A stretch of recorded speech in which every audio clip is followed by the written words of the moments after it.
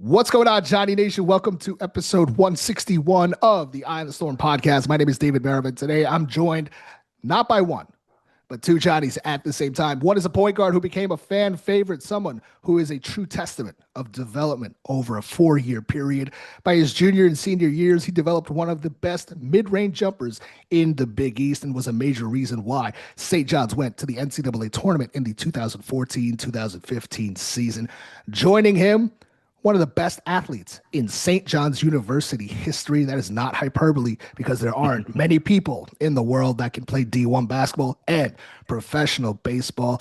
That's exactly what this man did and does. He's currently rehabbing, but previously pitched for the Reds, Royals, and Angels. Recently signed a deal with the Toronto Blue Jays. I am so excited to welcome two of the five from the fabled Fresh Five of St. John's in 2011. Welcome to the Eye of the Storm podcast, Phil Greene and Amir Garrett. Yeah, yes, sir. What up, y'all? Excited to be back, man. Thrilled to be back in this fashion. You know what I mean? You know, it's always good to see my boy PG-13. Oh, man, I want to start at the beginning. Phil, you were a 3-star recruit from Chicago. You're back home right now in Chicago as well at Grandma's. You played ball at IMG Academy. Amir, you were a 4-star recruit from the West Coast who turned down the MLB initially for St. John's. For both of you guys, how did you guys end up at St. John's with, all these other schools that were after you? Amir, you had huge schools after you. So which other schools initially were coming after you? Why St. John's? And what was that recruitment like for each of you from Coach Steve Lavin? And ultimately, what was the decision to come to Queens? Phil, I'll start with you. For me, my last at the end towards like my recruiting, I was gonna commit early. I was gonna commit early to West Virginia, my junior year.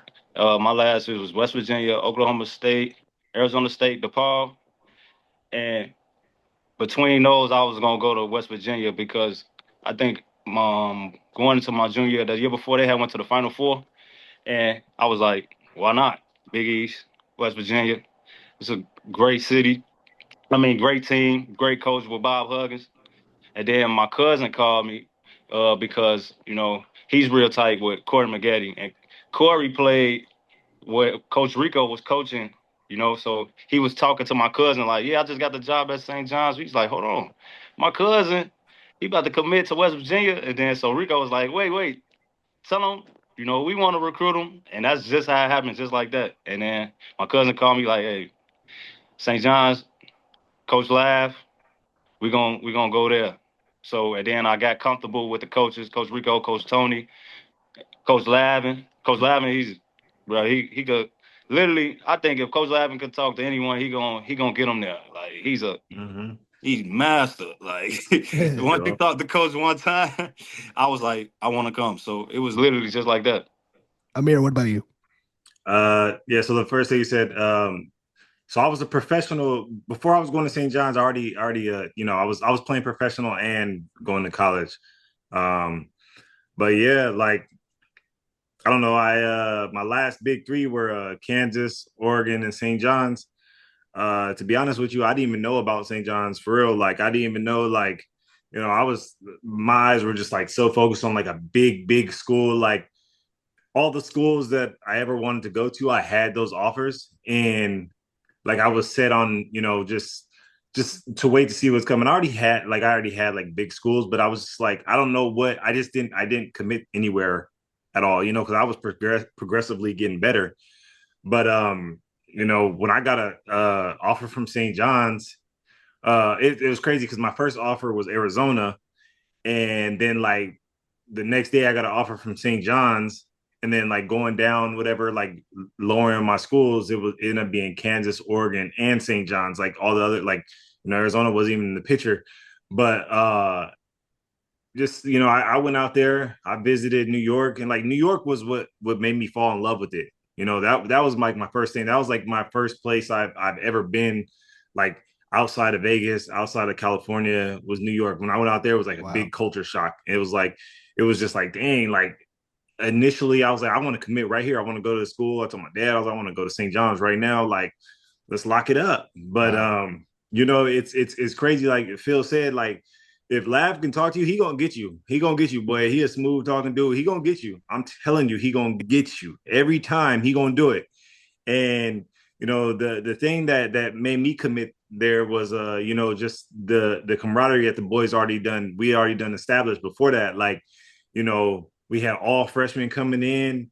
And you look around, you're like, oh yeah, the schools, they have this player, that player. Like it was really up for grabs at St. John's. So it was like nobody was coming in with a set spot, because the year before they had, Sean Evans, they had Dwight Hardy, like DJ Kennedy, all these guys, and they were all seniors and they was gone.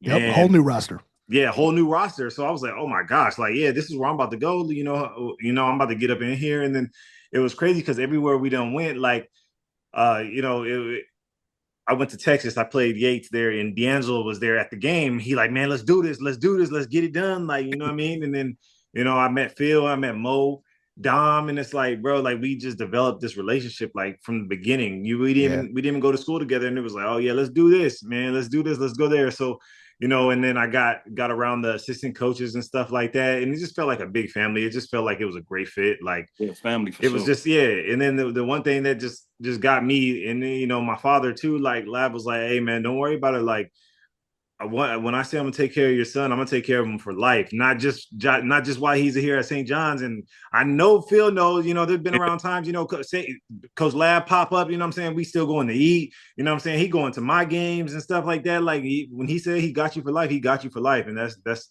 where it's bond. So that's why I chose St. John's, man. It was just like a big old family there. Amazing. You guys came together in 2011, number 3 ranked recruiting class in the country, only behind Duke and Kentucky. Along with yourselves, Amir, you just laid it out. Mo Harkless, D'Angelo Harrison, Sir Don Pointer, God's Gift Achua, Nuruddin Lindsay. You also had Jakar and Norvell Pell. Crazy. Pell and Amir and Jakar were ineligible, so that number 3 recruiting class kind of took a hit, but there was a lot of hype before all that kind of came together. Amir, you came at the end of December, Jakar the year after, and then Norvell decommitted. When summer workouts started, was there hype within the group of how talented you guys were? Obviously, you would have been better with Jakar, but with Coach Lab having so much success at UCLA as well, bringing in strong assistants with him, Dunlap, Rico, Tony Childs, and the Godfather Gene Keady eventually. What was the talk like amongst you guys, being such a highly rated and a recruitment group, where it's only Duke and Kentucky better than you guys? I'll let Phil answer that one because he was already there at the beginning. But remember that you was there. You came in the summer, right? Yeah, I did. Bro, them practices was crazy, bro. Practices was crazy. Bro, the 10 we were playing 5-on-5, bro. Crazy, bro. I was like, damn, bro. Everybody on the court could play. So that's why I was seeing like Jakar and Mo was going at it. Amir and Dom, D'Angelo, Nori, God's Gift, bro. It was crazy. I was like, man, we could be special. I was like, in my head, I'm like, man, they gotta have a 30 for 30 for us, man. On me. But no, that was it. We was just all just some hoopers, man. That's it. In our own individual way, like, yeah, we were all buckets. Like at some respectable capacity, we was all just just hoopers. That was it. You know what I mean? And it was just like, I can't even tell you what it was like. Everybody was such a own individual personality, but it was just that team was so good. It was so good. If we'd had more people though, like we'd have been really been something instead of 7 people, 8 people.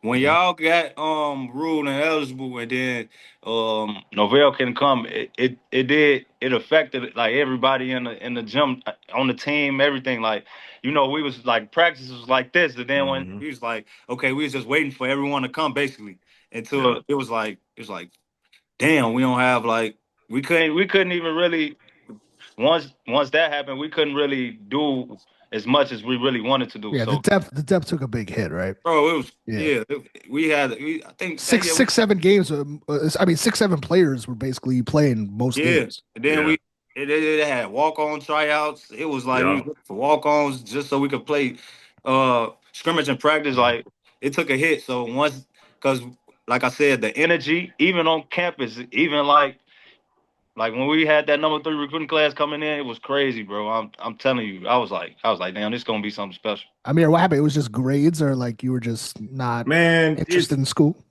I was, you know what I'm saying? I did everything I could, took all the necessary steps, but like supposedly I had like 2 credits that didn't go through to the clearinghouse. You know, you have to go through the clearinghouse and stuff like that. And it's like, you know what I mean? I had 2 credits, and then like the program that I was doing, supposedly they just shut it down. So I don't know if you guys ever remember, it was like me, Jakar Norvell, Jaheed Carson as well. So like we all took the same program and was doing it, and we were doing the work and stuff like that. But apparently, the clearinghouse, that it wasn't a class that they accepted no more. So when that happened, I was like, oh, okay, well, you got to go and, what I'm saying, make up this credit at Bridgeton Academy. So I was like, man, I ain't gonna lie to you, that hurt me right there, boy. Cause I was like, man, and then you obviously you start going through this stuff in your head, like, should I decommit? Should I do this? Should I weigh my options? But hey, G stood strong, though, and I was out there for the game, though. I talked to the car, right?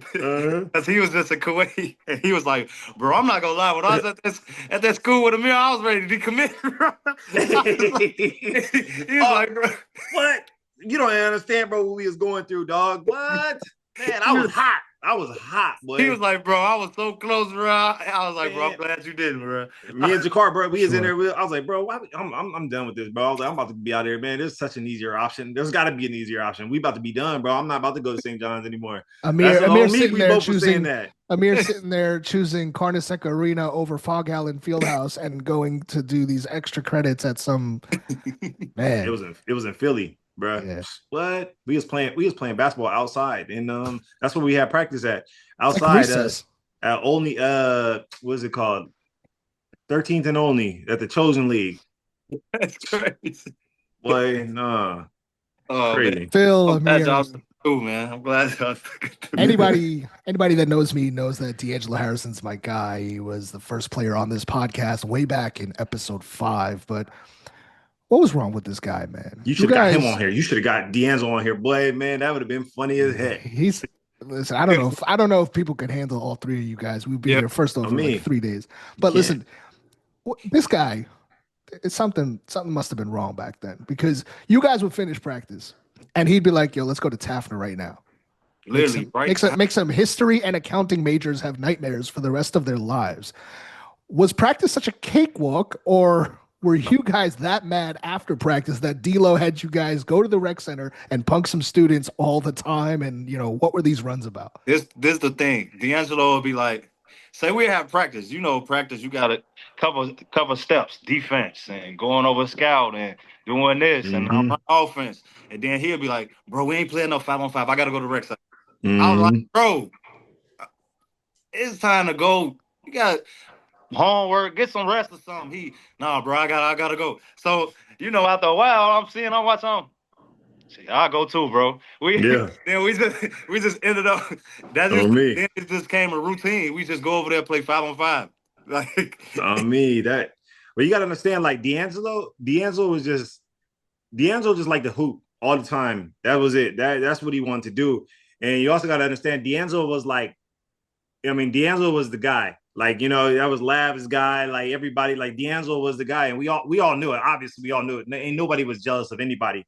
No. But, like, D'Angelo, he got to get his shots off, boy. He got to get them off. So he ain't getting them up from practice, boy. He got to go to the rec center. He got to get them off, boy. So, you know what I mean? That's just what he wanted to do, though. Like, D'Angelo that's all he wanted to do all day is play basketball, bro. Like, work out, go play. We over there going out. Come on. Nah, I'm about to go to the gym. We like, man, what, bro? Like, come on, man. Let's go. Like, you know what I mean? Or we working out. We go and work out again. It's like, all right, it's time to go out. No, I got to stay. Man, what? Let's go. Like, I'm about to go to the rec. I'm like, man, heck nah, bro. You tripping. He just wanted to drill some threes on some finance bros. Yeah. On me. That's all he wanted to do. And he'll get the ball, bro. See how far he can shoot. Just that was it, bro. And just that's all he wanted to do. That's all D'Angelo wanted to do was shoot the ball, boy. And that's what he does best, man. Still to this day, I be watching videos. I'm like, ain't nothing changed, boy. That boy's still gonna put it up. It was fun, though. I can't lie. It was fun. It was fun as heck. It was fun, boy. It was just fun to just go crazy over there on them, boy. And a When lot of times I used to go over there to watch D'Angelo just to make sure he don't get into. Oh yeah, Yeah, yeah. I'm the one that can calm him down. I'm D'Angelo, bro. Chill. Oh man, he be like, nah, G, I ain't going to go play. I'm just gonna go watch D'Angelo, man. You know how folks is. I'm just about to go make sure he ain't on no BS. That's what Phil would say. when D'Lo was on here, I'll never forget the story he told about Kobe Bryant coming on campus. Were you Ooh. guys there as well? Do I you guys missed. remember that? I, Yeah. I I got there right when he left, and then he was like, "I took a picture with Kobe." I was like, "Kobe was here." He's like, "Yeah, bro, you Mm-hmm. missed him." I was like, "Damn." D'Angelo said that he followed Kobe around like a puppy dog, like just waiting. And he like saw him walk by and he was just like, "Oh my God, it's Kobe!" And he would just stop everything he was doing, was Yeah. just running around That was looking for. that was in the summer. That was in the Mhm. summer. And yeah, I met him and he was actually talking to me, bro. I was like, what? Like he Yeah. asked me about baseball and basketball. And I was just like, yeah, like cause my assistant coach was like, hey, this is the one I was telling you about, Kobe. Like he played baseball, he played professional baseball. And Kobe was like, you play professional baseball right now? I'm like, yeah. And he's like, and he's just talking to me. He's like, man, that's awesome. He was like, they don't make them like you. Like keep going, like keep doing this, like Man, you know what I mean. And I was just like talking, and it was so crazy because I was just talking. And I'm just like, I'm just trying to just chit chat to him, and he's like, all right, young fella, it's time for me to lock it in and dap me up. And I'm like, oh my, bro, that's Kobe. What? I'm like, what? Like I'm, you know what I mean? Like it's crazy, dog, crazy. man. What do you both remember about January 28th at Cameron Indoor Arena playing against Duke for the first time? Amir, there's a Oh, that cool was good. shot of you inbounding the Yeah, ball with with all the everybody Cameron behind me. crazies doing their little Yeah, chants and trying to throw you off. You both combined for 17 points in a tough 7-point loss. that's an elite. man, Yeah, that's an elite picture. that that game was something like I don't know, bro, because I think I just like moving to the starting rotation, like just like prior to that. You I know what I think that was mean? like your 10th game. It was my 10th game. Okay, it Mhm. was like, bro, that was crazy, bro. Like you just hear about the rumors about Duke playing in Cameron Indoor Stadium, and I'm just like, man, like I practiced there before AAU playing in there, but I'm like, all right, boys, let's get it. Like you know what I'm saying? This is it. Like, and the crazy thing is like being on the AAU circuit, like it's a difference. Like you know what I mean? Like we play against all the best. You know, Anthony Davis, Brad Beal was all our class, and Mm. Michael Kidd Gilchrist. And I know Phil knows like you go in there and Phil done gave some of them dudes on Duke 25, 30, 100%. You know what I mean? I didn't give dudes 25, 30. You know what I mean? I went in there and it's like that was your Austin Rivers, Quinn Yeah. Cook, Yep. like, and I'm just like, man, like, all right, this is what it is. Okay, let's get to it, bro. Like, you know what I Facts. mean? But it was just an amazing experience. Like that was, and that really showed us what kind of team we were right there because we came Yep. back from a lot right there. We came back from a lot, and all I can remember was D'Lo was like, hey, fuck it. Sorry, I don't know if I cuss on it. He's like, Yeah, you hey, good. he said, hey, we gonna fight. We gonna fight. Yeah. We gonna fight to the end. If they want to fight after, we gonna fight too, bro. And I was like, okay, let's get it. Let's get it cracking then. And then Phil coming over there and Phil be like, come on, G. Come on, G. Hey, G, wake up. I need you right here, G. Let's get it. And I'm like, okay. All right. And I bro, we remember, just, bro. The fans go crazy, bro. I remember. yeah. This is what I remember. I remember clear as day. This is like, you warm up before the game and stuff, and the fans came like with dressed like, like Jesus.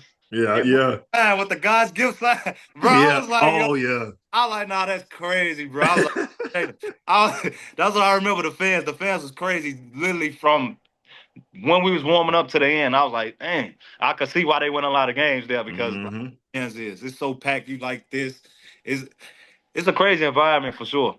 I'll ask you guys about the environment in a little bit, but I remember in 2009, I actually arranged a trip for when I was with WSJU, this St. John's radio station. I arranged a trip to go to Cameron Indoors so that we could broadcast the St. John's versus Duke game back then. And I think they've renovated it since, but back then you had to climb this wooden ladder in order to get to where they broadcasted from, and All the it way up was top.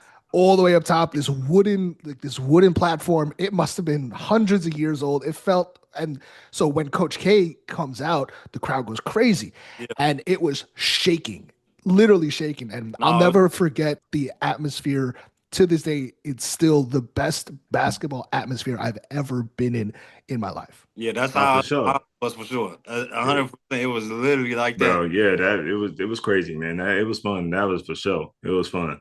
I had the great St. John's athletic trainer Ron Linfont on the show last summer. He's always said, Ron, my God. On me. Ron was he funny, bro. always said how much he loved your team and what kind of brotherhood you guys had.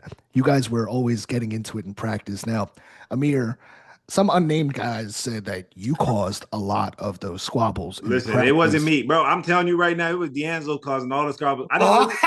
Phil, Phil, you know, bro. Hey, listen, it was always because Dom had to guard D'Angelo. They would get into it all the time, boy. They was throwing blows all the time. Dom and D'Angelo get into it, or D'Angelo get into it with Kadeem. No, Jakar get into it with Jakar get into it. It was always D'Angelo. But it was always D'Angelo. But I got into it one time with Jakar. That was it. This just one time, and then like I said something, I was like, bro, it's it. Like you about to get to it. Like you got into it with D'Angelo before. I can't remember that. I can't remember me getting into it with D'Angelo like that. You got into it with everybody, bro. Maybe we was yelling at each other or something like that. You got into it with Kadeem. Yeah, but that's I got into it because D'Angelo. That's why, bro. I got into it with Kadeem because D'Angelo. I'm like, bro, get him off my partner. And then you was like, hey, G, leave him alone. And I'm like, bro, he over here getting on our homie. And he like, we all a team. What you mean? I'm like, oh yeah, you right. But I'm like, bro, it's crazy you did say you right. he bigger than D'Angelo, bro. Like I ain't about to sit back and let D'Angelo might get clipped right now. You know what I mean? But it was not. You know, the common denominator here is that nobody messing with Phil. No, Phil was the OG though. Phil was the dog though. For some reason, like Phil didn't get into anybody, and Phil was the peacemaker too. So you know what I'm saying? He was the quiet, silent assassin though. Like Phil was the silent assassin. He would say a little one, man, folks, I ain't going. Like, you know what I mean? But that was it, bro. Like, yeah, Phil didn't talk too much. So that's why everybody on the team just talk and like just talk. And it was like, man, let's just get straight to it. Like that was it. That was with us, like we just had that kind of personality, bro, and nobody was scared of anybody. So it was just like, all right, well, let's see what we got to do about it then. Like, you know what I mean? We're going to talk. We got to get down to it. But at the end of the day, we was always brothers, bro. We was always tight-knit. So, you know, if somebody got into it right after the locker room, hey, my bad, folk. Like, you know what I mean? Like, hey, we good. Like, you know what I mean? Like, let's go eat or something like that. It was always like that, bro. Yeah, I remember one time D'Angelo swung on Dom. And remember when Dom just ate it, Phil? He just and he's like, you good? And I was like, man, I ain't messing with Dom no more, dog. I was like, I ain't messing with Dom anymore, bro.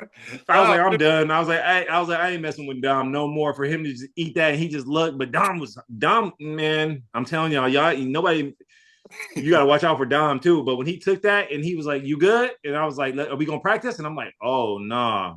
I said, nah. That shit was funny, boy. We had some moments.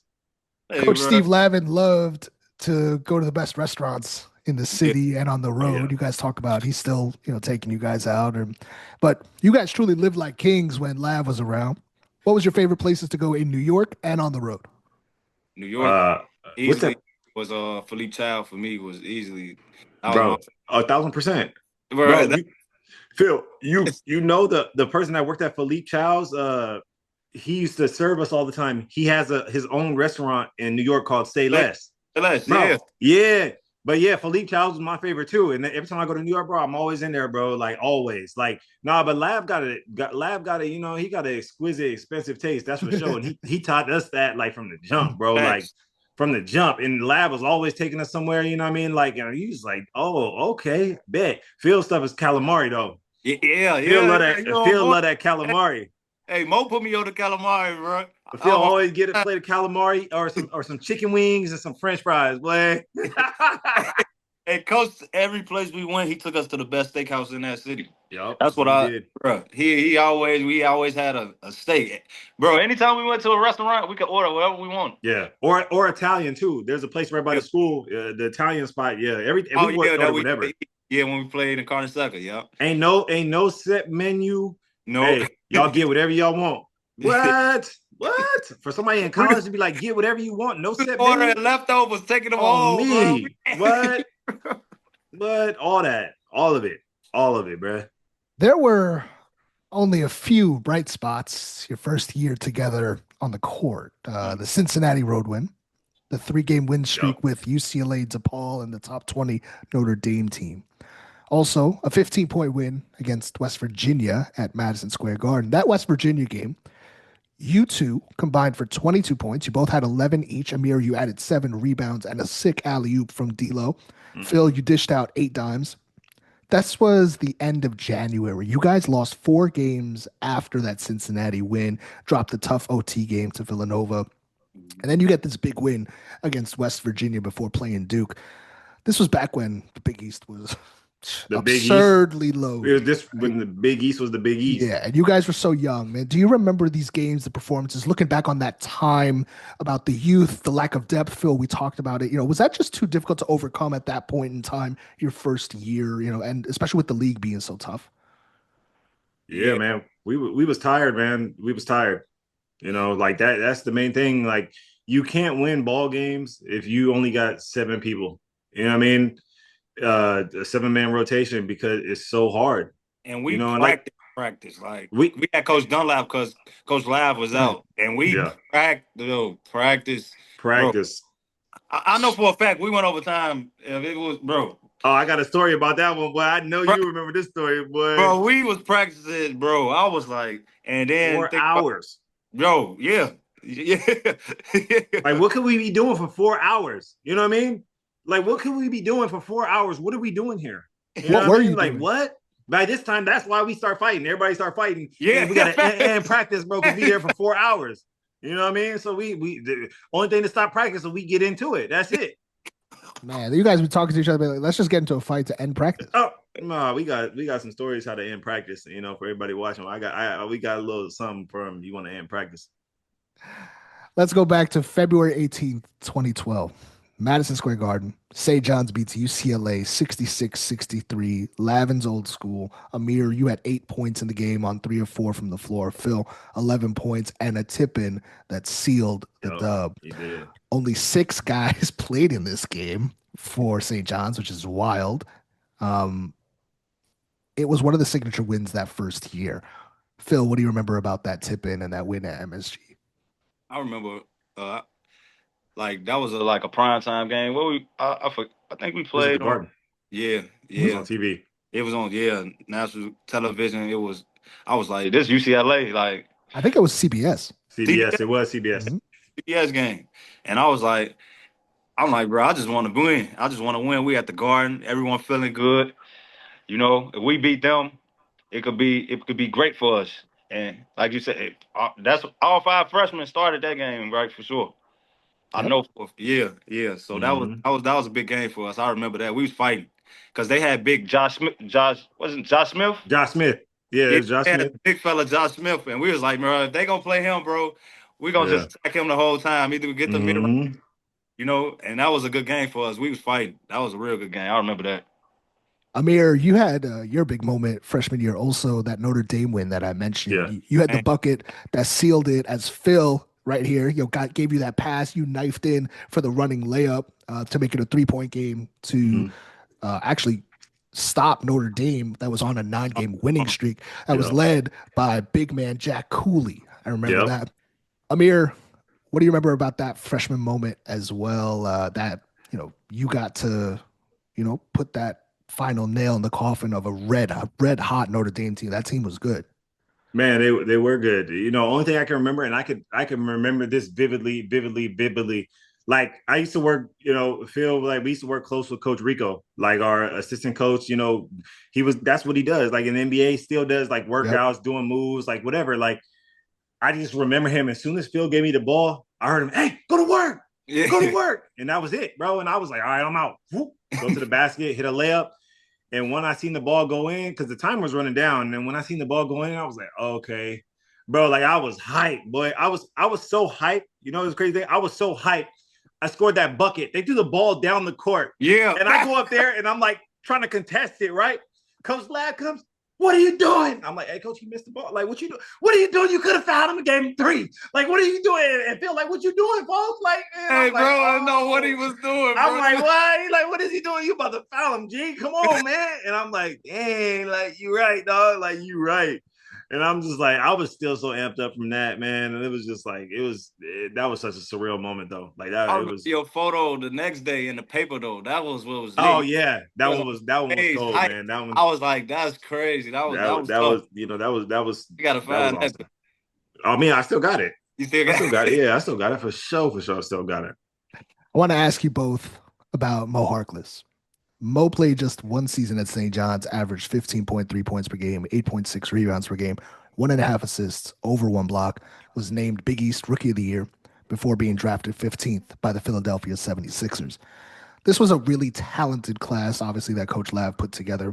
But did you guys notice something different with Mo? Like, did you see that NBA caliber difference in practice and in games where everybody was like, oh, okay, this guy's, this is something else? easily. Yeah. The game was just easy for him. Like it ain't like Mm-hmm. boy would be trying, bro. He was so tall, he was skilled. He could rebound at a high level, like you said. So once he get to his mid range, he could shoot. He got the left, he got the right, and he got good hands, long arms. So the game came so easy to Mo. I knew after the first month, I'm like, yeah, he going to the league. I was like for sure. Especially he had a crazy game where he broke some type of record. And I was like, yeah, Mo special, bro. He gone. No, yeah, for sure. Like it was crazy too, because like I was saying earlier, like you playing guys on AAU and you see how they are. I'm just like, man, I come in there and I'm just like, there. I don't know how to say it. Like there wasn't really nothing that was crazy about Mo's game. Like he just did everything. You know what I mean? He was like very fundamentally sound. Like he had that mid range boy. He had that little pump fake sweep through, and it's like you know what I mean. He about to go get a bucket, bro. Like he just about to go get a bucket. And he was very good around the rim too. Like you know he was gonna get a rebound. Like Mo was just like very tall and you know just long, bro. And just watching him do his thing, bro. Like you gonna give the ball into him. Phil come up. He'd be like, "Come on, PG, throw me the ball." All right, here Yep. you go. It's a Go, Mo. bucket. Let's get it. Go crazy, Mo. But yeah, like Mo, like it wasn't like I don't even know. It was like maybe like February, March. I'm like, love you, bro. And he's like, what you mean? I was like, you out of here. Love you. I'll see you later. I love you. That was it. And he's like, nah, bro. I ain't even. I was like, Mo, you see you later, bro. You Yeah. gone. You up out of here, fam. You gone. One thing about Mo used to always go to the gym late at night. Yeah. I Yep. every time he was in the gym. I remember one time I was leaving. Mm-hmm. Oh, it was late, like 8. I'm walking out of Carnesecca. I see he getting the shots up. Yep. Our manager Drew, he rebounded from he. I'm like, damn, Mo in here. I Mm-hmm. didn't even know he came back. The Yep. stuff he used to do, just he stayed in the gym. Yeah. Stayed in it.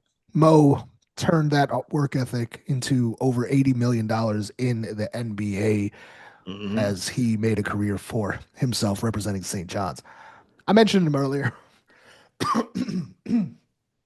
I mentioned him earlier. You guys both played with someone who I consider a top 3 shooter ever at St. John's, my guy D'Angelo Harrison.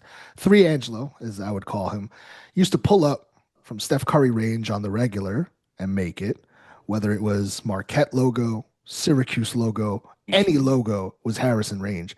How often did you guys ever go, no, no, no, no, no, don't shoot that?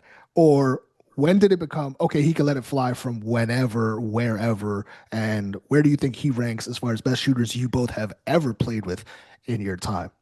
Mo was gonna shoot. I mean, D'Angelo was gonna shoot regardless. So if you like, hey yo, pass the ball, he gonna shoot. Like he gonna do his thing. Like it was like, but we all accepted it. He was our leading scorer. If D'Angelo went, we went. You know what I mean? If D'Angelo wasn't shooting good, then like you know what I'm saying, we have to find out different ways. PG got the ball, PG got to take it up. You know, PG got to score. Like it was just we all accepted. You know, this is our like that's just what the game is. Like you have a guy like that that's gonna be your main scorer. Like you just have to accept it, and you got to do everything else. But the game is gonna come around to itself. But it's like it's just funny because we'd yell at him, and he just like. Oh, I gotta get that one. I gotta hit that one, yo. I gotta hit that one. We like, man, pass the ball. I got you. Don't worry. Next one, I'm gonna hit it. I'm gonna hit it. Don't worry. I'm gonna hit it. But I would have to say, bro, D'Angelo's probably one of the best shooters I've ever seen, and that's an honest opinion. But bro, but that's what he does though. He works on that. He shoots like No, he shoot. it's so pure though. Like the spin on it, it's so pure. You know what I mean? But he works on that every single day. Yeah, I'm glad you said the spin on, bro. I'm not gonna lie, bro. Every time D'Angelo shot, I thought that shit was, But the bro. spin on it was crazy. Bro, he shoot it perfect every time. So I'm Yeah. like, green bean. So because it got to, it was like a couple years later, he would start pump faking and passing up the. Hey, bro, shoot the ball. Hey, now Shoot you, it. hey, shoot, Hey, shoot the ball, but bro. D'Angelo ever tell you though, like, 'cause we always make fun of D'Angelo because he ain't athletic, he can't dunk and stuff like that. He could dunk, man. He'd be like, but he would tell me like, he was like, yeah, I was a little fat kid, so I just, all I did was just shoot. Like I was just shoot. Like I'll go to the gym and everybody would be in there dunking and stuff. And he said, I'll just shoot. You know what I mean? It's funny you mentioned that That's because I think he posts like from time to time he's posted a few clips when he's I think like in Italy or something of him in like layup lines or like getting one up, and then everybody just clowns him on it. Yeah, everybody in the comments. What he bring for me, bro? He the best shooter I played with for sure.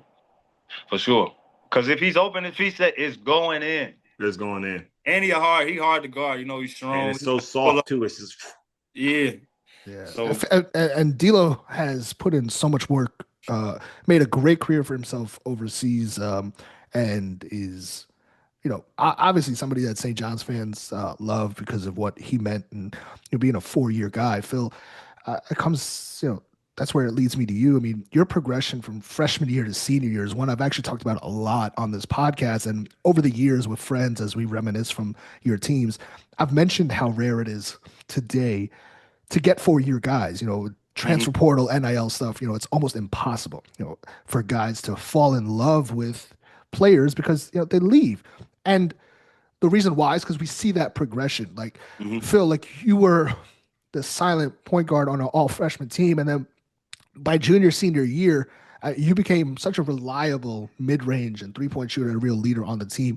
When D'Lo was on here, he said that he attributed so much of his success to Coach Rico, Coach Hines, Amir. You guys mentioned them as well. Ron Linfont always spoke about your teams fondly. Yeah. Phil, what do you attribute your growth and development to over those 4 years? Because you did take such a big jump from when you came in freshman year to junior, senior year. Yeah, I definitely Coach Rico, Coach Tony, and Coach Martin. But a lot of people don't know, like before, I only had one healthy year at St. John's. This was my senior year. My first year, I injured my wrist. I tore a labrum in my wrist. So my whole freshman year, I couldn't shoot. And then I couldn't sit out because we ain't have enough players. So that happened. Then I tore a labrum. Yeah, his hip. I remember that. Yeah, I couldn't even remember. I couldn't. I remember that. I remember that. I just play games. Yeah, I remember that. So it was, and then I had to get hip labrum surgery. So and then I came back trying to be Superman. I should have sat out. I was hurting that the whole year. So I really had just one year where I was completely healthy, and that was my senior year. So it was really like, that's just Chicago toughness in me. Like I was like, if I could play, I'm gonna play. No excuses. So that was my thing. And I stayed in the gym with Coach Rico. Coach Rico was really, bro, he, like, I connected with him so much because like he spoke my language, and I could tell like him and Coach Tony, they always was there for me, always. So like in the summertime, I stay in New York the whole time.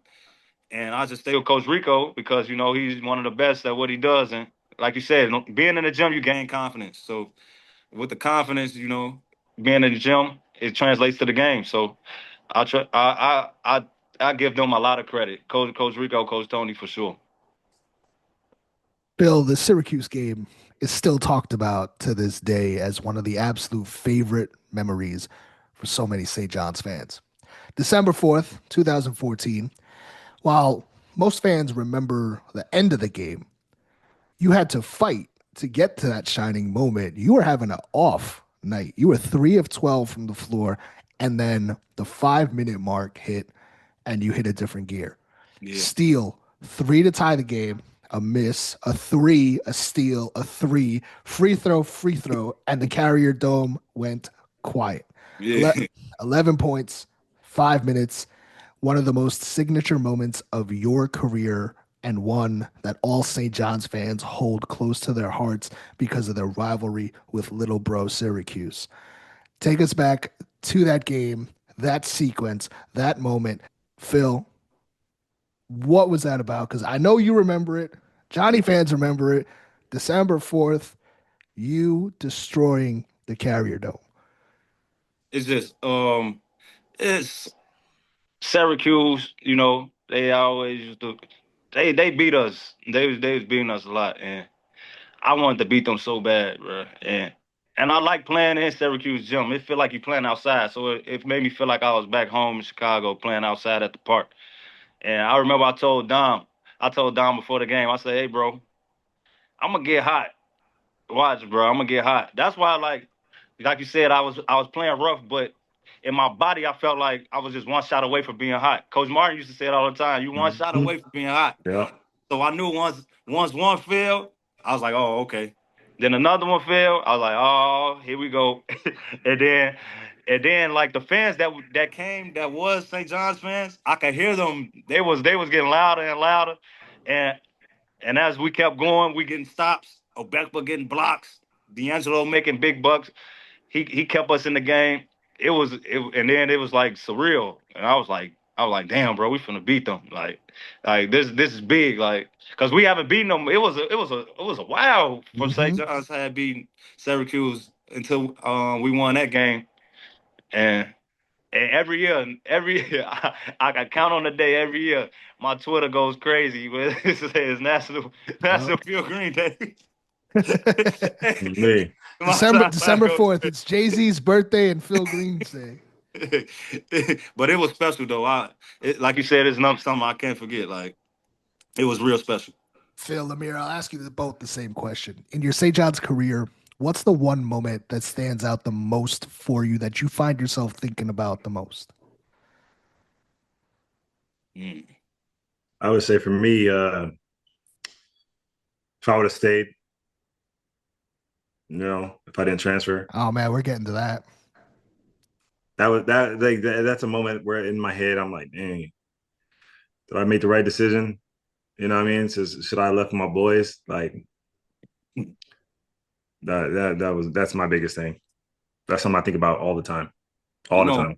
Mine is literally our first game we played in the Garden my freshman year when we was playing Arizona. It was packed,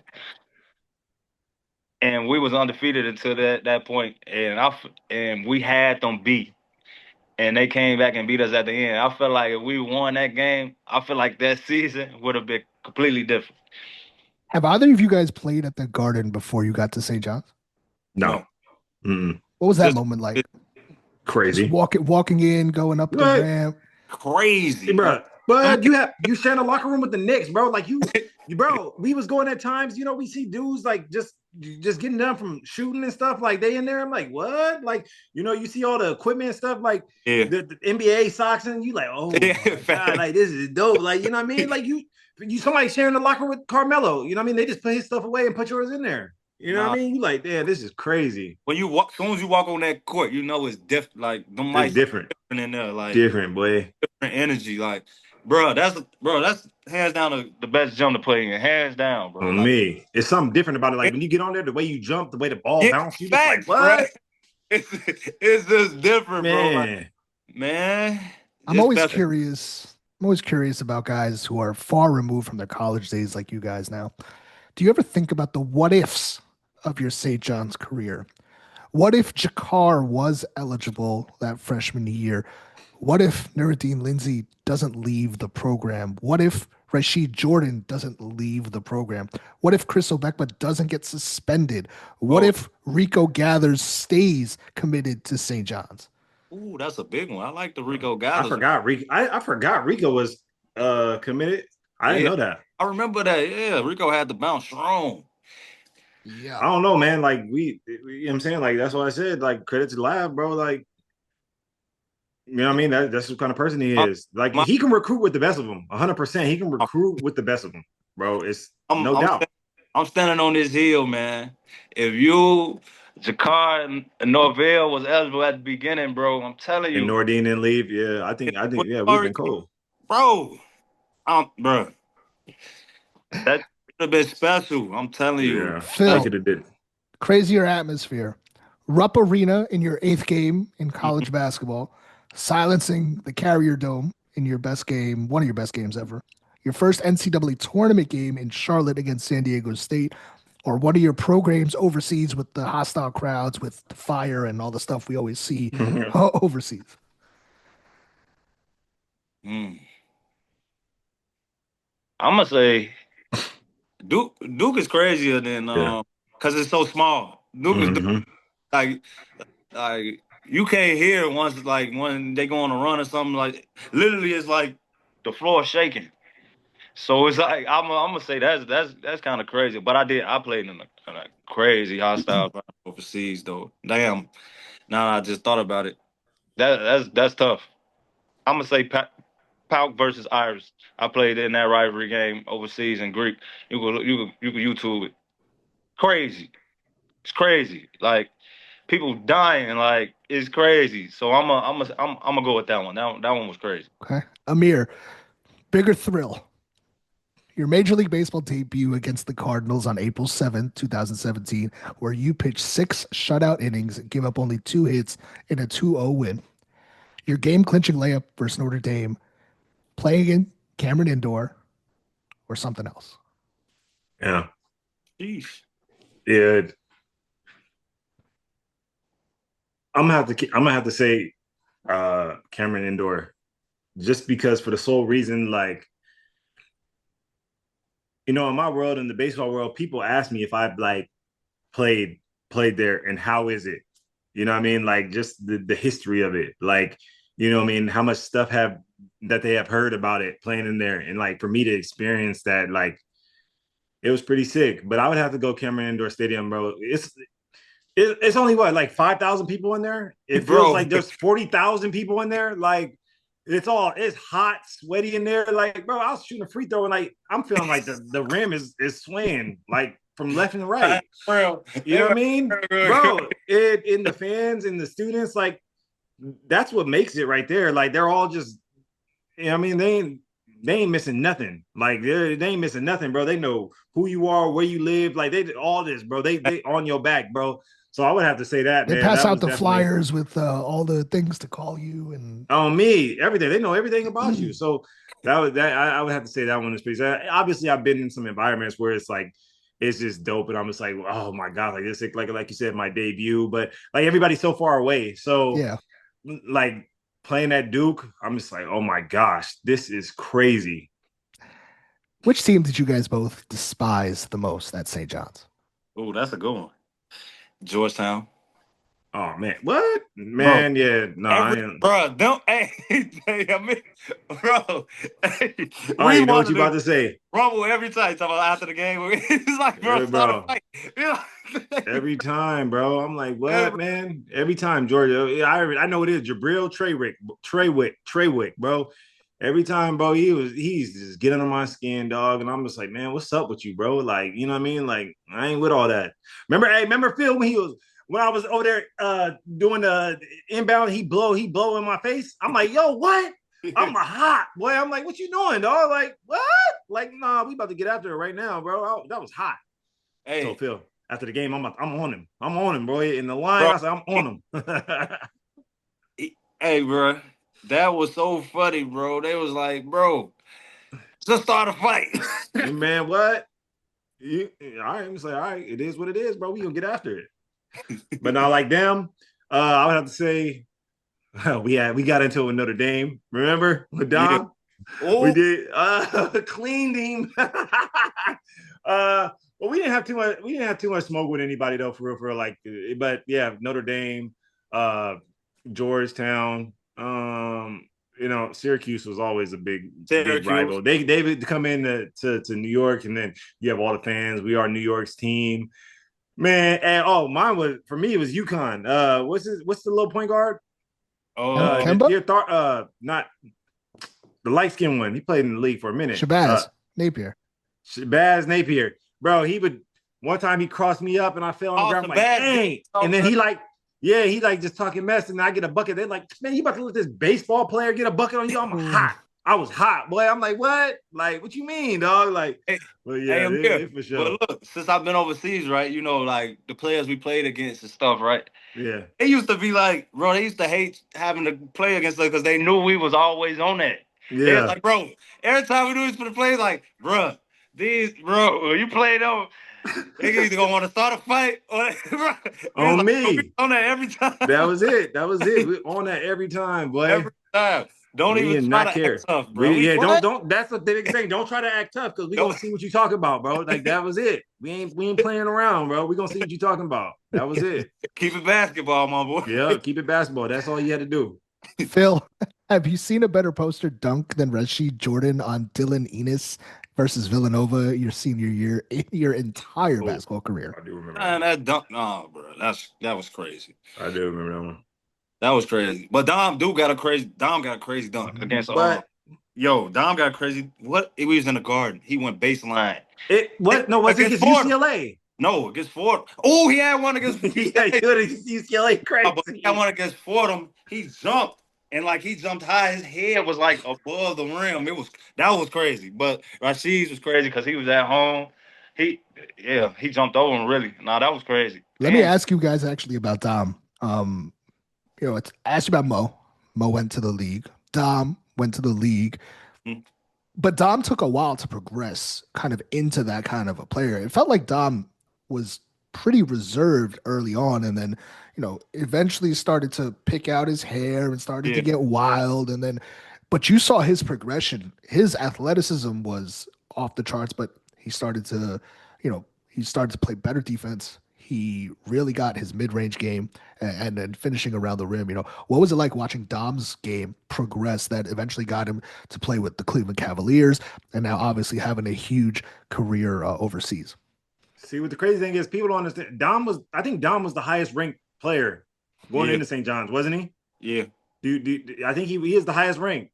Yeah. But Dom's game was crazy though. Like I think Rashid. Well, I mean, I know that's after our class. For your class. For our class, he was the highest ranked player that they had going there. He was like 24 or something like that. Yeah, I think him and Mo are close.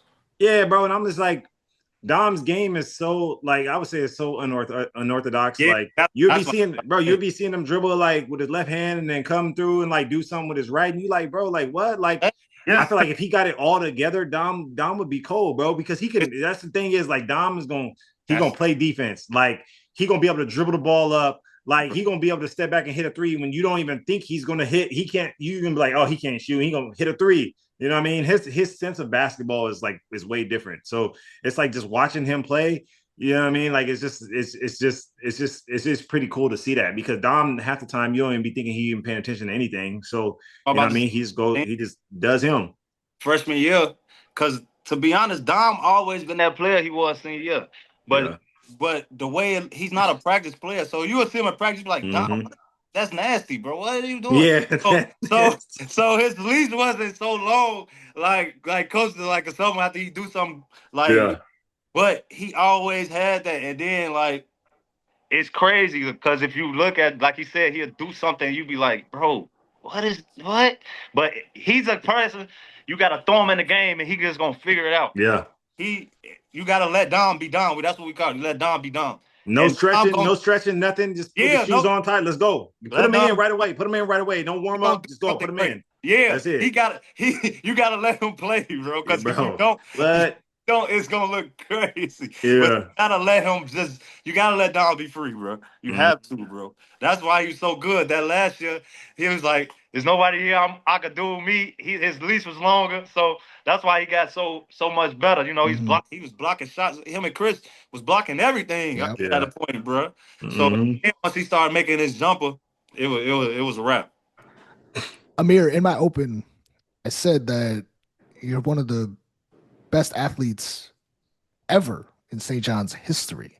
The media always talks about two-sport athletes, Bo Jackson, Deion Sanders, Amir Garrett. Obviously, you haven't reached that type of success yet, but it's similar. You had games of 18 points, 9 rebounds against DePaul, 15 and 9 against Villanova, and then to do that and then pitch is wild. Coaches talk about how parents should always encourage their kids to play multiple sports. what's your approach and what was your approach to both basketball and baseball growing up and ultimately picking which one to stick with? Man, what I tell a lot of people all the time is like, I grew up playing baseball. Like, I never played basketball, organized basketball. I just started playing organized basketball when I got to eighth grade, and my friend was like, "Hey, you want to play for, my team and like whatever?"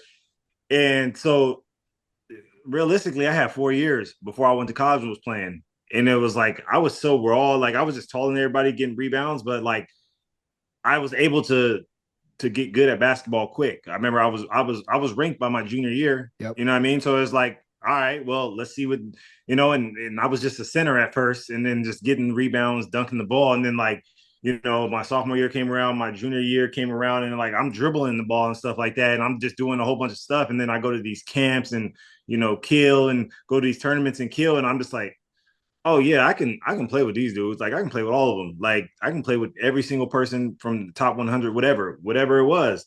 But for me, it was just I always thought I was going to be a professional athlete. I just didn't know in what sport. Mm-hmm. It's hard. I didn't know in what sport. What a wild thing to say. Yeah, I played football as well. I was really good at football too until I had to stop playing. My dad said, I hit too hard at my freshman year. I was done. And then that's when basketball came in, and I stopped playing baseball too because I didn't want to play baseball anymore because I love basketball. I remember you telling me that. He's like, bro, I don't want to play baseball. I'm out, bro. I was like, I don't want to play no baseball no more, bro. Like what? Like, but that was just something like just me within, just being where I come from, being in the basketball environment. I really hope everybody who's listening to this, I really hope everybody who's listening to this can just take a second to realize what you just heard and that Amir was such a talented athlete growing up that literally knew his trajectory was somewhere professionally, making gobs of money, whatever, but just playing with the greatest athletes on the face of this planet. But it could have been the NBA or Major League Baseball. And it was just like, all right, I'm going to pick one of them. And you literally basically could have.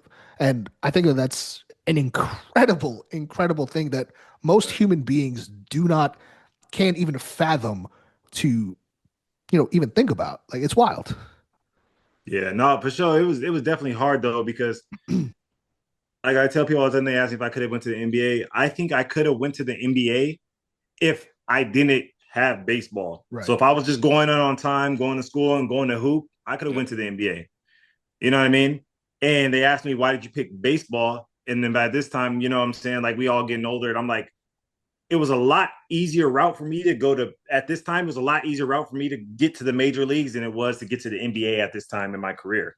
So when I tell everybody that, they're like, what? It was easier? I was like, yes, it was easier because in baseball, you don't see a lot of 6'6" black guys throwing 98, but you'll see a lot of 6'6" black guys in the NBA. So you just fall into the mix. So by that time, I done fell into the mix. And then, like after my freshman year, I was thinking about going to the league. I was talking to people. They were like, hey, man, like you shouldn't do this. Like these are what the executives are saying. Like you haven't got enough time. Like, you can be, sign a summer league deal. And I was like, yeah, you know what I mean? Like this is what so, I'm going to get that. I just want to cut you off real quick because you're leading me to there. But yeah, you briefly prior mentioned about your decision to leave St. John's and if, leaving your guys, you said.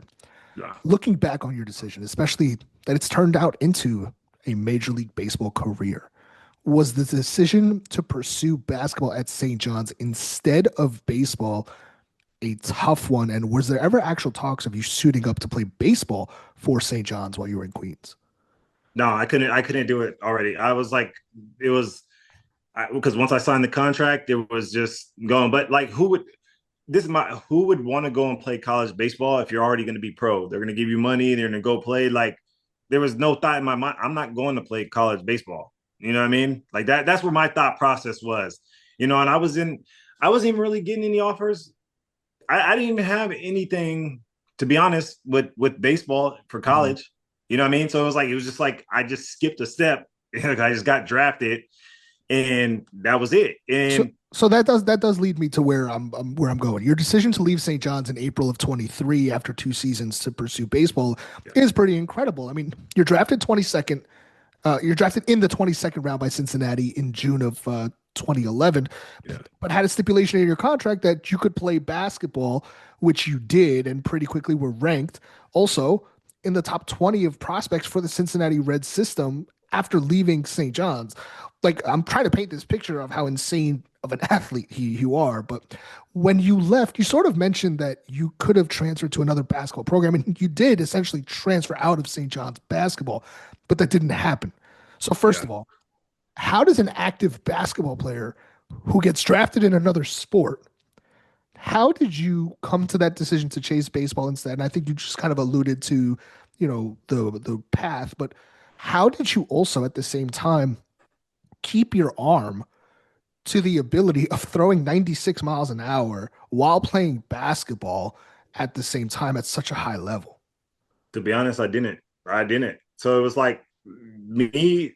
We had a strength coach that would, they would keep in contact with and be like that. Like, but I'm like, bro, like I'm not throwing. Like when I'm here, I'm here. I'm here. I'm with my guy. I'm playing basketball. Like, so don't tell me about no. And he's like, well, I got to report. I said, report back to who? Like you don't work. I like you don't work for them. Like, what do you mean report back to who? Just tell, if they ask you, yeah, he's throwing. That's all you gotta say, bro. And I was like, hey, I was like, listen, I was like, don't play with me, dog. And I told him, I was like, yo, this is my career. Like, if you gonna go back on some BS and tell him that I ain't throwing, I was like, then I can't trust you. And I was like, all you gotta do is go tell him, yeah, he throwing. Like, whatever. Like, keep it like that. Just keep it short and sweet. And I was like, you don't work for them. I was like, that's why I said you don't work for them. And to be honest, bro, like at that point, like at that time, I just treated it like I was a kid and I was go out to the park and go and pick up a baseball and throw it. So when it was time to go, I was ready. That was it. They would ask me, how long you been throwing? I've been throwing for 2-3 months. I'm good. Put me on the mound and let's go. Like, and that was basically it for me. So you could just pick it up. It was that was it. But I had to, like, I mean, obviously if anybody ever kept track, like I wasn't, like after the first year I was doing it, like I would once I would start getting my footing in baseball, it'd be at the end where I'm about to leave and go play basketball. Obviously because you have to build up to that. But I was telling them I was ready from the get-go. Like right as I got there, like I'm ready. Like I've been throwing pins, like I'm ready to be in the game, whatever. And you wouldn't see me, the numbers would show like I'm starting to do good at the end. The last 2-3 weeks of the season, you know what I mean? And I just couldn't get my footing because I had to take so much time to build up. And that's how it was in basketball too. When I would have to go play basketball, like the guys already done working out, and I'm just like, I'm winded and stuff like that. I can't keep up. Like that's just how it was. Yeah. But I just put my mind there, bro. I'm like, if I want to do this, I have to do it. That's what my main thing was. Like, if I want to do this, and obviously, I would just tell myself I'm going to be in the NBA and in MLB, but realistically, you weren't going to do that. But I was telling myself I was going to do it. So if I had to do it, like I had to do whatever I could, man. And I just going to show, you know what I mean? Like whatever I told them I was doing, I just had to look like I was doing it. You know what I mean? And that's what I did every. So Amir, you initially debuted as a starter and then transitioned into the bullpen. And, yeah, what went into that decision? And was that a tough transition for you? Because for 5 years, you had a pretty big role with the Reds out of their pen and then Kansas City for 2 years. How does your mindset change? And what were those conversations like that led to that decision ultimately? And, to kind of change the direction of your career from starter to reliever? Bro, to be honest, like when you're in a business like this, or you're just in anything and you're the product, it's like, hey, whatever they say, it goes. So my thing is like I was a starter, that year I got hurt, they told me one thing and did another thing. I came in the spring training, they was like, hey, you're gonna compete for a rotation spot. You can look at the numbers yourself from that year. You can see who won the rotation spot. And it wasn't the guys. That numbers were really good. So they said, we're going to stick you in the bullpen. And I'm just like, all right, cool. Like I'm in the big leagues. Like wherever you want me to play, I'm going to play there. And, after, like a week or two, they said they were going to stick me back in the rotation. And I was like, all right, whatever you guys want to do. And they never did. They just left me in the bullpen. And I was like, okay, like, well, at the end of the day, what am I going to say? What am I going to do? I'm not going to be like, hey, man, I want to be a starter. No, I'm just going to do what I'm told. Amir, you pitch here, you pitch there, like whatever. And I was like, all right, cool. That's cool. But for me, like, I'm not a prima donna. Like I just get it done. That's it. You tell me something, all right, cool. I'm just gonna go about my business and do whatever I can to help the team. At the end of the day, that's the most important thing is to win. That's it. That's how I was at St. John's. I got to guard the center. Hey, you have to play the five. All right, let's do it. Like I'm gonna do whatever. You know what I mean? But it's been a journey, and I've Yeah. loved every bit of it. You know what I Well, mean? we want to get to that journey also, but yeah, it's something that just came up. And Amir, you're rehabbing right now with Yeah. Toronto. Phil, you're rehabbing right now as well. From that professional athlete perspective, when you have a setback with an injury, and Phil, you talked about being banged up a bunch at St. John's. You've had a few injuries in your professional career. Amir, you've been banged up a little bit too through your professional career. I mean, what's it like battling that adversity, and how do you fight through that to try and get back to the level where you once were at? Yeah, it's tough. You gotta have a lot of mental toughness, So to know, like, okay, I gotta get back. That's my thing. Is like, it's basically not never quitting. So if I'm put my mind to it and I just stick with it, just keep going and keep going. Basically, just grinding it out. So that's really my whole thing is really just grind it out. So, doing the rehabs, doing the extra work, staying out, going before, staying after. So that's really my mindset when I'm hurt is just get through it. Yeah. For me, this is the first time in my whole career though, like that I've been down this long. Like in my whole, 8 seasons of playing in the big league, like I've only missed like a cumulative of like maybe 30 days, maybe. And for a long career like that, for you to just miss that little bit of time is like crazy. And what I'm battling now, I had a bone spur in my elbow and they had to go out there and they had to go in there and get it out. But like I look at it as a blessing because I've been dealing with something for like 4 years of my career, like up until now, and was like, all right, if I can throw 98, like I'm good. I'm saying to myself, I'm good. But the results ain't what you need them to be. And you're just like, what is going on? Like I gotta figure something out. And now the way my arm feels, it feels so good. And I'm like, dang, bro, like, nah, like that wasn't normal. That wasn't normal for me. And now the way my arm is moving, I'm like, oh my God, you know what I mean? But it was something that, you know, it was I like when I say it was a blessing in disguise because if it wasn't for that bone spur to be in there, like I would have still thrown. Like I would have been like, all right, if they didn't tell me, hey, we got to get this out of here, because it's gonna tear your UCL or whatever, I would have still thrown because I've been dealing with this for 4 years, and I'm like, all right, we'll just figure it out. Yeah. So now when that happened, I'm like, oh, okay, yeah, yeah. And now the way my arm is feeling, I'm like, oh yeah, bro, like what? That was not like what was I thinking? You know what I mean? But it is what it is. And like Phil said, you just got to get through it. Yeah. You have good days, you have bad days. And, when I first came back from surgery, I was over there, once I first started throwing, I'm just like, bro, like it's not feeling any better. It's not Mhm. feeling any better. A week goes by, I feel a little better. 2 weeks go by, I feel a little better. 3 weeks go by, and I'm like, oh my left arm feel like my right arm. I'm like, okay. Like, you know what I mean? But it's just trusting the process. You got to understand, like, the healing process of things too. You get in tune with your body and now I'm close and my arm is feeling good, so I'm excited. Amazing. Amir, you know, I can't have you on here and not ask you about one of the most notorious scuffles, maybe in baseball history. Few people know that you guys are coming on, but we're keeping it a secret up until now. And the few people that did know said, hey, you got to ask him. I'm like, I'm going to ask him. When we talk about these kinds of moments, you hear about Nolan Ryan and the headlock and the punches on Robin Ventura, Pete Rose and Bud Harrelson, Yankees Red Sox with A-Rod and Varitek, and then a year later, Yankees Red Sox that led to Pedro Martinez throwing poor old Don Zimmer to the ground. But none of those were one man versus entire damn team.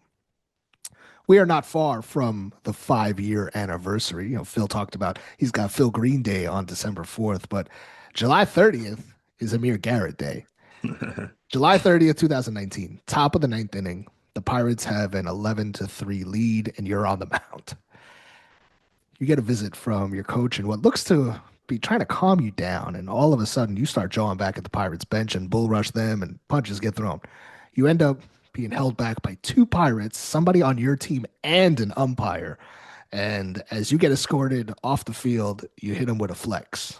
just iconic moment. Yasiel Puig, who was a tank, was ready to tear heads off also. So what happened? Again, 5 years later, what happened? What was being said that set you off that started that jawing? And what does it feel like to be part of such an iconic moment that baseball fans still talk about? First of all, anybody that knows me, PG knows me. I don't mess around when it comes to my guys, bro. Like that's just something that it is what it is, bro. Like you mess with my dogs, we got to get to it. And no ifs, ands, or buts. Like that's just how it is, bro. That's just how it is. Like I just been that's just been me. So the Pirates situation, it was unfortunate, but it was something that needed to happen. I mean, obviously, you know, you got baseball listeners on here, you got basketball listeners on here. There's certain ways there's certain ways how you play the game, these unwritten rules, these rules that you have to do if somebody, is acting out, how, if they're showing you up, whatever. There's been a long thing going on with the Pirates, since I've been there. They throwing up and in. And if you get hit with a baseball, bro, like you're not gonna be okay with it. I get it; it's Mhm. part of the game. But if you get hit with a baseball, somebody's gonna be mad, and 100% of the time, it's going to be the hitter that just got hit with the baseball, Right. right? So like going on with them, like they've done hit so many guys, and the pitcher saying sorry, like whatever. But like you've done hit our big dog twice, one of our big dog twice, and put him on the IL. I don't care about your sorry. Like, you know what I mean? Like you didn't hurt him, took out, he had a missed time. You know what I mean? That's the crazy thing is like, oh, it's an accident. Yeah, but it's an accident that has consequences to the action. The first time, okay, cool, whatever. The second time, no, we ain't letting it slide. And there's been a good bunch of guys getting hit. So at that moment, Jared Hughes hits Marte. He gets tossed out the game. And at this point, like when I always play this scenario in my head, I play the scenario in my head. I played in my head so much. And the game was 11-3. By that time, it was 8-3. So my manager just got thrown out the game. He's hot. At this point, I'm like a premier setup man in my career, right? And the game's 8-3. They call down Amir, you're in the game. And I'm like, what you mean I'm in the game? Like, you got a rookie here, you got a rookie there, you got a rookie there. Like you got all these guys that need to, you know what I mean? Like, why are you not using them? You know what I mean? And I don't like to say like, but like I said, seventh, eighth inning are my innings, whatever. We're tied, the lead is up, and I get a call, and we're down 5 runs. I'm like, I'm looking, and everybody else is looking like, yeah. And bullpen coach like, Amir, you're in the game, and I'm like, me? Like, what do you mean I'm in the game? And he's like, yeah, that's just what they want. And I'm just like, bro, I feel like I was set up for that. Like it was just, and I was already mad about it. Like, because I had to go warm up on the mound now. I don't get to warm up in the bullpen. And, it was a lot of high emotions going through. And, when I'm warming up and stuff, I don't know why, like I hear just somebody just chirping from the dugout, just chirping. And I'm just like, what is going on? Like, why are you chirping me? Like, why are you getting after me? Or I don't know who you're yelling at. Why are you yelling at me? Like you're yelling towards me. So it's directed at me. I'm thinking it's at me. So we go along, whatever. It was like a base hit. There's a homer. I'm not mad about none of this, by the way. But guys like just pressing me, just talking to me, and I hear them. And I'm just like, bro, what's good with you? Like, you know what I mean? Like, what you on? So one guy hits the ball, grounder. I go and tag him. The guys chirp, hey, make sure you tag the bag. Don't tag him. Call me a whole bunch of names and stuff. And I'm like, oh, okay, for sure, for sure. Like, yeah, like this is what you really want. Like, you know what I'm saying? That's what I'm thinking to myself. Like, man, like keep it cool. But I'm thinking to my head, oh, this is what you really want right now. Like, this is what you really want. So yeah, like my coach came out, and it was just it was just everywhere. My coach came out, he was telling me like, oh yeah, we're gonna have the position player come in and get this last hitter, and I'm like, last hitter. I'm like, bro, you might as well let me finish this. Like, you guys already bring me in the game. There's 2 outs. Like, let me just get him. Oh yeah, this is what they want. Like, and I'm mad because I'm like, why?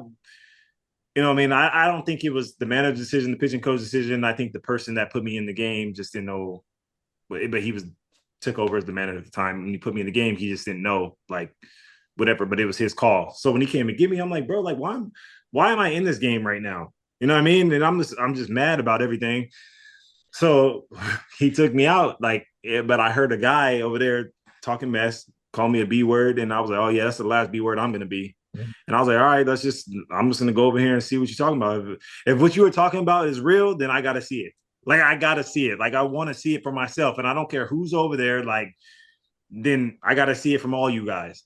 And that's just what happened, man. I just went over there, and then that changed a lot of stuff too, because I don't think we got hit anymore by them anymore. We didn't get hit. And it was like, okay, well, that's just something that needed to be happen. That needed to happen. And in baseball, it's like a lot of unwritten rules and stuff like that. Guys getting hit.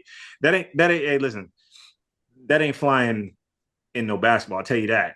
That ain't flying in no basketball. Like you get a free shot at a dude and the dude ain't gonna, you know what I mean? That's like you just like throwing a basketball at somebody's head, just doink, like just on purpose, and you just expect them to be like, oh yeah, it's okay. Like, you know what I mean? But yeah, it changed the dynamic of a lot of stuff. So Phil, do you remember? That's just what it was. Phil, do you remember this happening by any chance? I know you were probably playing overseas. Oh yeah. Did the group chat go crazy? They was all sending some people saying like, "Hey, didn't you play with?" Yeah, bro. He been like that, bro. I'm like, that's Amir. I said, that's Amir. Look, when he did it, I messaged Amir. He did. I said, "Hey, bro, you care if I post this?" He said, "Nah, bro, I don't care." I said, "Say less." I posted it. Hey, PG funny. And then I had to do my little. I'm like that, bro. Like, but stuff like that is happening, bro. You just like, man, like you don't even know what to do. So I'm just like, man, and I just had to tell him, like, I'm like that, bro. Like, I'm not. A lot of people been like talk. that from the St. John's days, before bro. But a lot of it makes me mad because a lot of people just talk and expect no consequences. I'm like, nah. When you play with me, when you deal with me, you are gonna have a consequence. I don't care what you gonna have a consequence whether you like it or not. Yeah. You gonna have one. But I'm sure your teammates, right? And let's go back to basketball too. You stick up for your teammates, right? Like you said earlier. I mean, but the guys in the dugout, I mean, obviously it sucked. There were suspensions, probably fines, but like it was out of you trying to protect your guys. And ultimately, like you said, it ends up with nobody getting hit anymore. So like, was it potentially successful besides it? And speaking of successful, your punch missed just barely. And I think that guy is happy about that too. I mean, yeah, it was successful, but if I can look over it, if I can redo it, I wouldn't do it for the person I did it for. That's what I wouldn't. Gotcha. And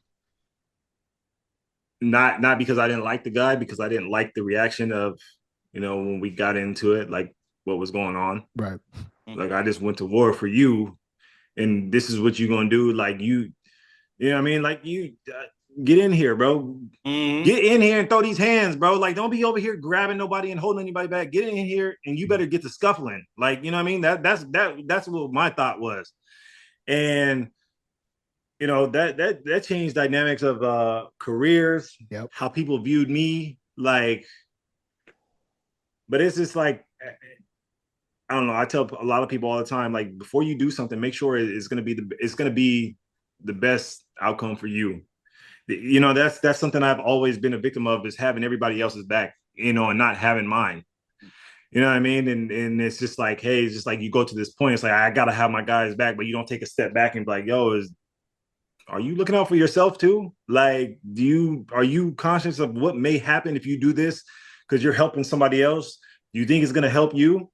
And Amir, you just said that you said something interesting there yes, that moment sticks with you. Do you feel like it's had potentially an effect on your career trajectory in the league? Yes, 100%. Because that's like one of the things, like,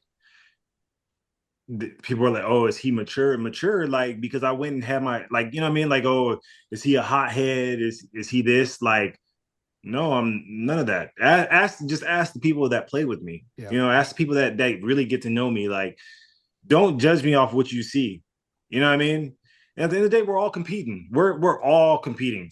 We're all competing. That's just what it is. But there's a loyalty factor there too. There's a having your back, being a consummate teammate, and a guy that, what did Coach Lav always say? You want guys in your foxhole, right? Yeah. That's you could spin it that way, and it's not a spin. I mean, I think that's part of being part of the brotherhood that you guys talk about. Yeah, but like you I feel like the brotherhoods are different. Like in basketball, there's no brotherhood like basketball. There's none. You guys are just like it's different. Baseball is just a totally different environment, totally different game. And it's like, just from my experiences, like when somebody said you got your back, like not a lot of guys don't have your back. Yeah, they got your back. Oh, I got you. Like they want to, stop everything from going on. They want to, what I mean? But it's like when I seen that and just learning from a lot of stuff, it's like, yeah, I definitely shouldn't have did that. Mhm. And I changed a lot though. I changed a lot. And I can only be grateful for that moment that happened for me to grow from it. You know what I mean? I'm changing the way I am each and every single day, but it's not just because of the person that I want to be. You know what I mean? And I had to take a step back and I was like, man, like you're going a little too hard for people. You're going a little too hard for people that don't, that you don't need to go hard for. Because at the end of the day, they probably might not go as hard for you. So Yeah. you need to dial it back a little bit. So, it's a learning curve. We're still look. I'm blessed. We're still here. We're still doing it. So Yep.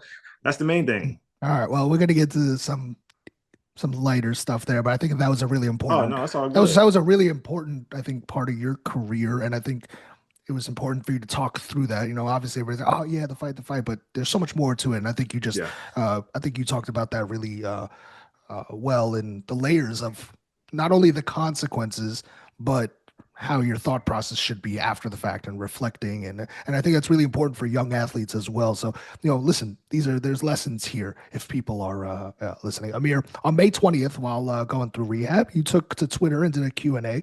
I asked you, who were your fellow starters at St. John's that you would pick to strike out and put in the batter's box? To which you responded with Dom. Why? Yeah. And what's the story of why Dom needs that 98 miles an hour? Bro, Dom, it was who could stand the best chance, right? I think I said, who would you want to strike out the best, the most on your Oh, team? the most. It probably would be Dom because Oh, Dom, maybe it was a Dom, two part. Maybe I did ask a two part. Like, who I think could probably do the best in the batter's box, or who would you want to yeah. strike out? Something like that. I would say Dom, bro, because Dom is just Dom think he can do everything. So it's like, like I said, Dom lives in Vegas now. Last time I seen him, but Dom can do everything. He thinks he can do everything. So it'd be like that'd be a person that I would like to see. You know what I mean? Because you never know what you're gonna get with Dom in anything. Dom played football too, so it's like, I mean, he's an all around athlete. So he'd probably be one that I would want to get in there. Yeah, my boy Dom. Phil, you got any chance in the batter's box? Phil ain't got no shot. Phil ain't even gonna go in there. No chance, bro. He ain't even gonna go in there. Nah, G, nah, I'm good. That ball get a little too close, bro. I ain't lying. Hey, he was like, nah, G, I'm out, G, I'm good. Phil, in 23, you won the MVP, Guard of the Year, and were named to the first team All FIBA. Oh, while also winning the FIBA Euro Cup. So many people only see success as you have to make it to the NBA or not. But I think your story and journey is proof that success can be painted in many different ways. For the fans who are not so familiar with the Euro game, how big of a deal was winning the FIBA Euro Cup? What was that journey like for you? What was that season like for you with so much personal success as well as team success? And did you finally feel like, you kind of made it? Yeah, nah, for sure. It was such a big deal. Because that was the first time in that country that a team won a European competition. So that was just big, just being from that country. I was playing in Poland that year, and that year no one expected us to win that, and that's what made it even better. So as each round kept going, we kept winning to advance to the next round, to the next round. We was like, hey, we might as well win it. And as the games was going, I'm playing great. I'm shooting great. Like, and I was like, man, it feels like, a moment. And it was like, to this day, like that's one of the like most fulfilling things for me because winning the championship in any sport is tough. A lot of luck. You gotta be the timing has to be right. Everyone has to be on point, be on the same accord, and stars align for us and for myself. And like you said, that was a big year for me. And it was like, damn, all the hard work, you know, paid off. Got some hardware. cemented in history. So it was a great time, a special moment for me and my team that year. Throughout your career playing overseas, though, you've had a few invites to the NBA Summer League for workouts in 2015 with Toronto, 2018 with Dallas. Did anything ever get close to materializing in the pros? Because you had really good years in between, averaging, over 18 in Turkey and 15, 16 strong seasons in Italy, over averaging almost 18 and 17, 18. Did you ever want to pursue the NBA stronger, or were you of the mindset kind of knowing your role, your path, maybe your ceiling of where a thriving career should be at that level? Yeah, at the beginning, I definitely wanted to, come back home, play at home. It was a couple things like during the draft process. Toronto told me they was gonna draft me in the second round, and then even after they had a contract for me, but then you know how things the business. They made a trade, roster spot gone, things like that. Same with Dallas. That year with Dallas, Boston and Dallas, they wanted me to come in for deals.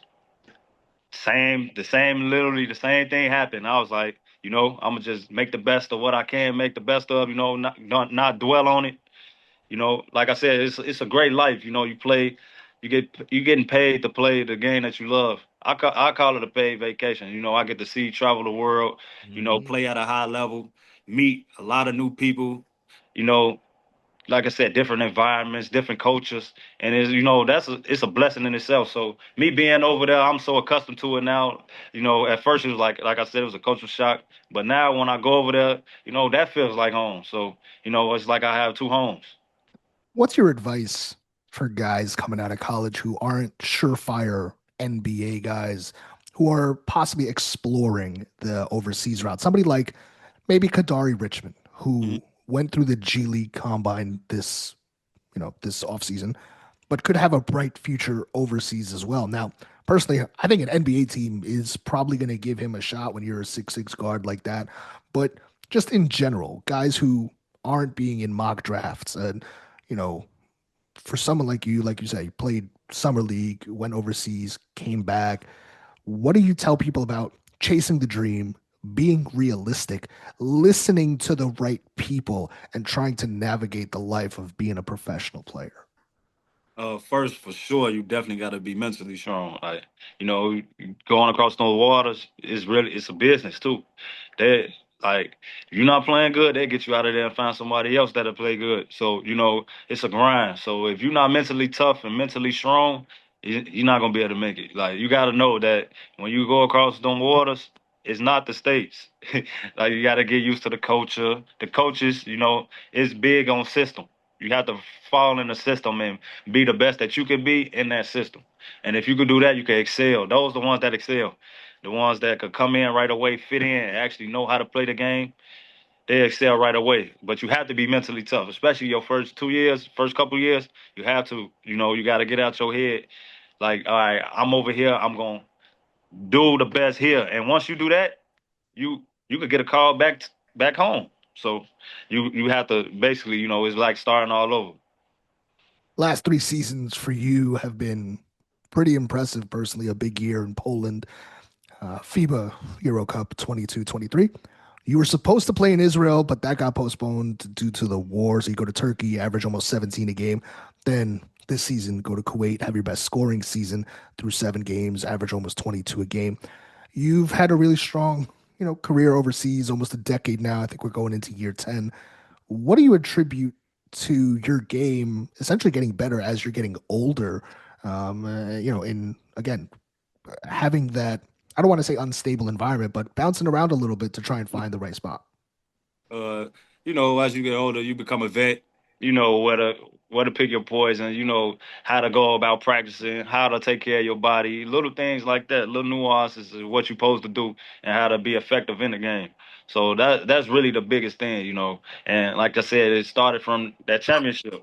Once I won the championship, solidify yourself. Now each team, each coach, they know what they get. You get a longer leash. Right. When you have a long leash, you get the opportunity to really be you. So these last couple of seasons, I could just be me and just play the game that I always played since I was younger. So that's really the big thing about it. Question for both of you guys as we start to wrap up here. The current state of college athletics. Obviously, you guys played in a time before NIL. How do you guys view college athletes getting paid, the amount of money that's getting paid now, essentially free agency every single year, a 4-year a 4-year Phil Greene is a unicorn these days, as it rarely happens anymore. And if NIL was around for your team, who would be having the most deals, and who would you want to do an NIL deal with back in 2012, Amir? Hold on. Dang. Hold on. Sorry about that.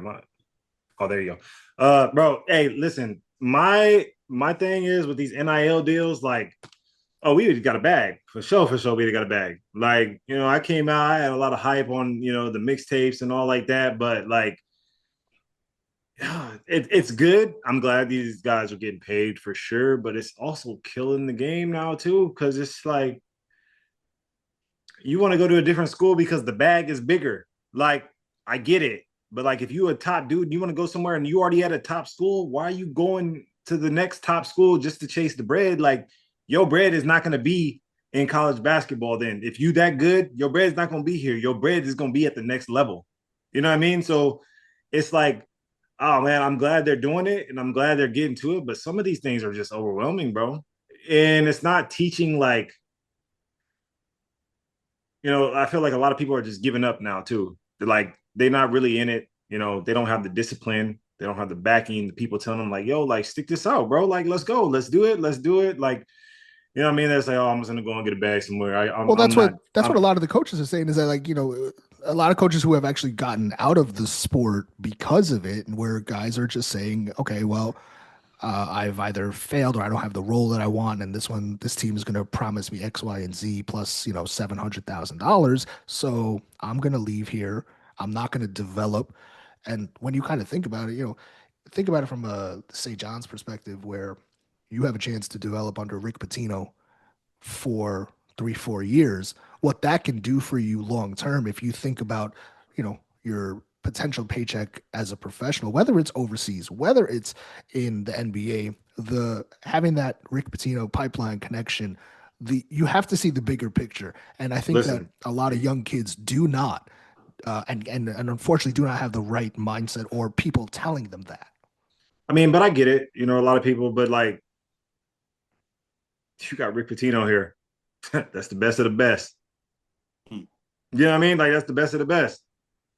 It was like crazy because we was when Rick Pitino was at Louisville, when we were at St. John's, it's like, oh man, like, Rick Pitino, but it's like you see like what's coming next right now here. That's exactly what I was about to ask you, because Phil, you were back on campus July 23, shortly after Pitino took over with St. John's. I know you got to spend a little bit of time with him, so I'm curious what your impressions of him were. And then, Amir, you just mentioned it, in 2011, 2012, Louisville. I mean, you're talking about the height of Pitino's Louisville teams.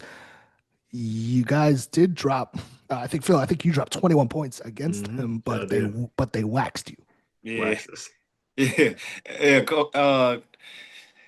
Coach Pitino, he was a good guy, bro. He was making jokes. He was down to earth, but I was watching the practice.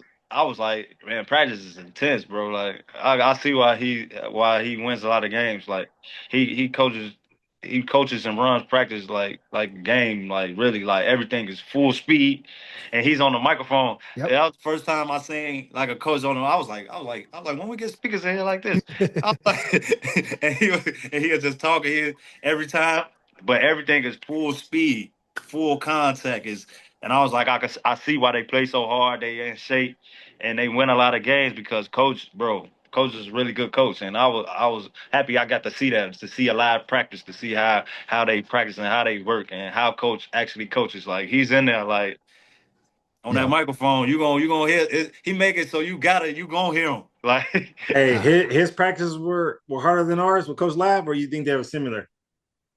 Coach Dunlap's. Coach Dunlap. Coach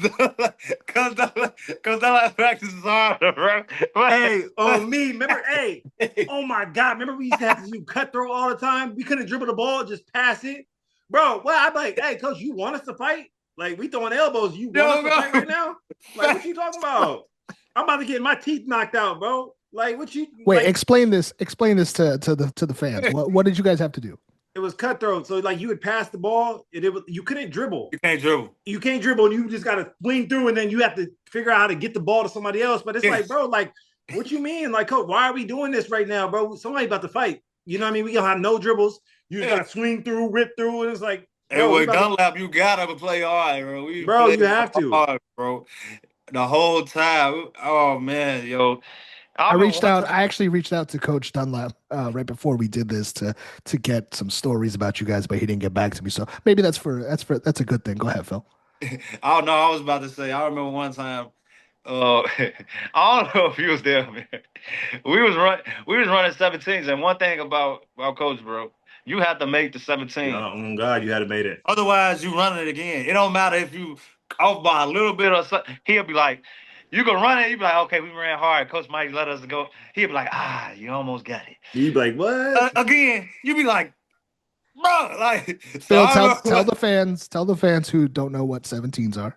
17s, you going half court or the cross, not full court. Yes, cross 17 times. And what's the time? What time? I think it's like a minute. Maybe it's a minute. Yeah. Sometimes minute 2 might be, but and you have to make it. It gets tough when you hit 9. That's when you like, bruh. Like, so we running them. So it was one time we was running, and then we didn't make the time, and then D'Angelo and Jakar got into it because somebody didn't make the time. Oh yeah, I was there. We got in a fight because they wouldn't make the 17s, bro. And then what's crazy, after the fight, we thinking practice over. It's like, all right, y'all done? All right, practice still. Oh me. They needed cameras on these practices to our team get that documentary going. Different, bro. Man, I gotta tell this story. I know you remember this one, Phil. We over there, we practicing for like 4 hours, and you know, like they had time slots in there. Like you can only practice for a certain amount of time, right? So we over there practicing. We used to do like we'd go over time, bro, like by an hour and a half. He was like, bro, we still practicing. And so Guy's gift, you know, he the dog, like he know, bro. He'd be like, hey, guys, I think it's time we write that letter, and we gotta take it to compliance. Hey, we would have a letter written, and they would slide it under compliance's door, and they would be like, hey, yo, the boy, like the team is practicing like too much, like from anonymous source. And when they would coach would have people up there watching and practicing, like walking around and lock the doors, right? And so one day coach come in, he's like, oh yeah, they tell him like somebody's like peeking or whatever, and he brings us in. Bro, we stop exactly on 2 hours of practice. And I go, whoa, what's going on? Coach goes like, yeah, guys, bring it in. We have to stop practice a little short today. Somebody's hating on us, been reporting us that we've been going over our time, but you know, we ain't gonna let that stop us. Like all that. And we like, dang, coach, yeah, all right, let's go. And we over there dapping each other up in the locker room, like, yeah, we good, we done, bro.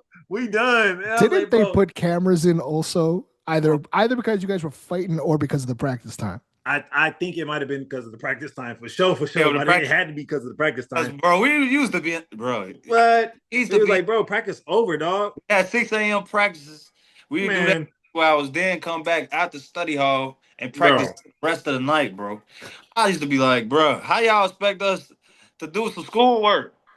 Hey, oh man, that is crazy, bro. How you expect us to do schoolwork? We have to practice all day, every day. Phil, Greene, Amir, Garrett, wrapping it up here. How much do you guys still keep up with St. John's since you left? Did you follow this historic season that just happened? Oh, for sure. Fellow teammates that, you know, you guys played with, you guys still talking about the Johnnies in this 31-5 season. I know D'Lo said that he had a few bets with, I think, JP McCura, who he played with when St. John's was playing Xavier.